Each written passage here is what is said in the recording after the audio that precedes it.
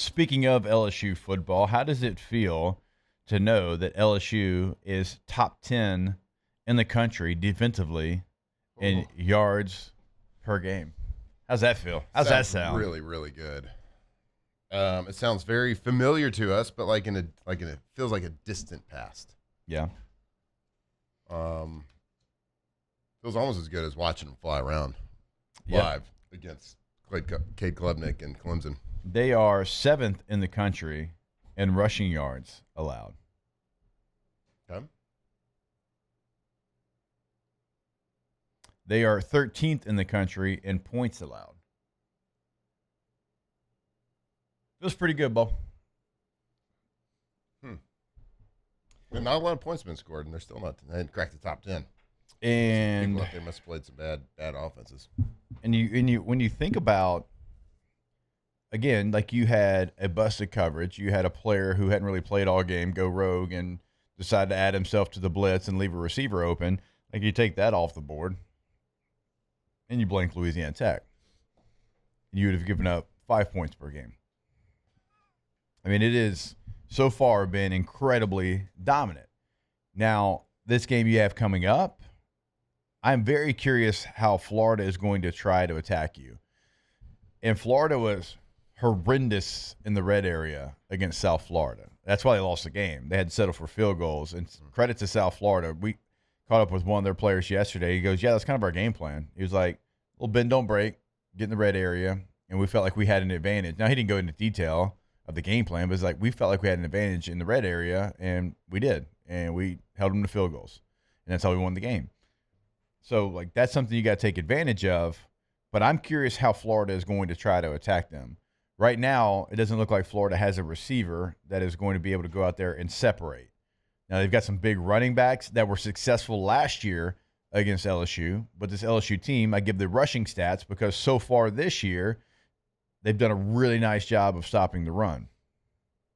So if you're Florida and you're looking at LSU's defense, I'm wondering how they're going to try to attack, knowing that LSU's only given up 44.5 yards on the ground per game in 2 games. Yeah, it's interesting because I haven't watched the film of Florida versus South Florida, so it's interesting to hear that the mentality was a kind of a bend, don't break, because that certainly isn't the mentality or the DNA of Blake Baker and what we've seen, so far this year from LSU. So from a defensive perspective, I'm just going to kind of throw the tape away from Louisiana Tech because I think what a coordinator wants to do is going to kind of fall back to the bigger game. So you look back at Clemson, and it was chaos.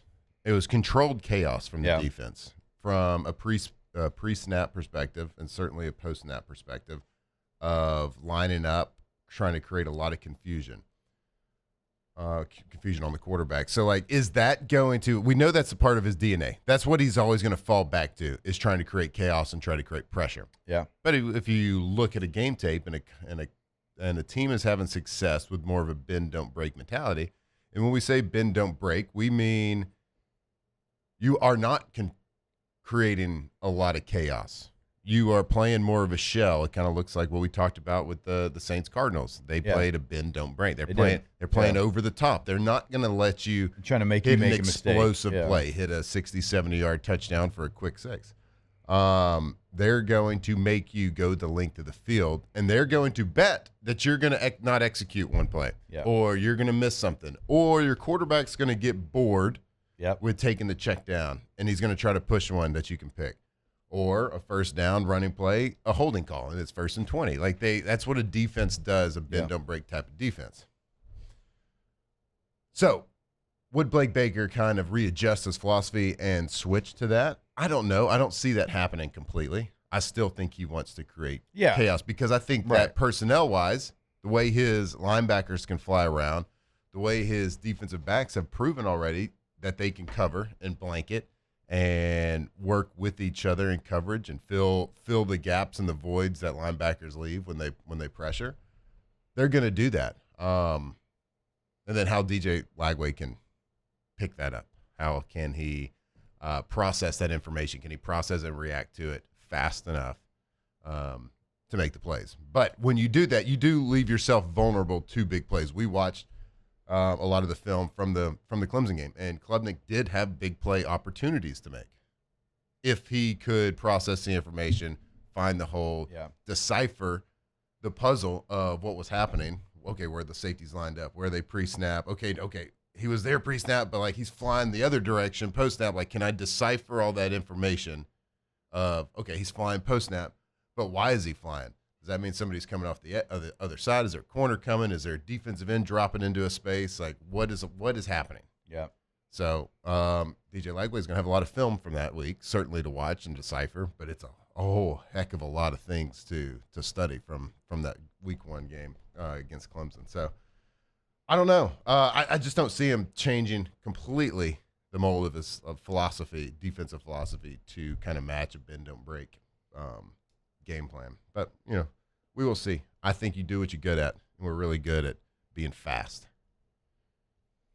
And outside of the one play, again, where a player that hasn't played a lot busted a coverage and like I said, added himself into the blitz, like you haven't had, typically when you're that aggressive, it's like you're going to give up one. Like you're going to give up a shot. Like you're going to give up something. Like, but to this point, outside of, again, someone playing outside of the defense, like you haven't done that. So it is organized chaos. It's not just chaos to create chaos. Like there's a plan for the chaos. At least it looks like it so far on tape. Yeah, certainly. Well, yeah, there is a plan, but still, when you create chaos, you also leave yourself vulnerable in positions. But that's what I'm talking about. Like the defensive backs have proven, at least to this point in the season, as a long season, and there's a very small sample size to judge this from. But from what we have seen, the defensive backs have been really good at disguising pre-snap of what is happening, what the linebackers are going to be doing, and then filling those voids and kind of seeing where. So like I'll give you an example of in Clemson, Harold Perkins would be a curl flat defender, and as soon as Klubnik would get out of the pocket, he would abort his coverage responsibility and chase the quarterback. You don't really that's not a normal thing to coach, right? But he was obviously given the green light that week to do that.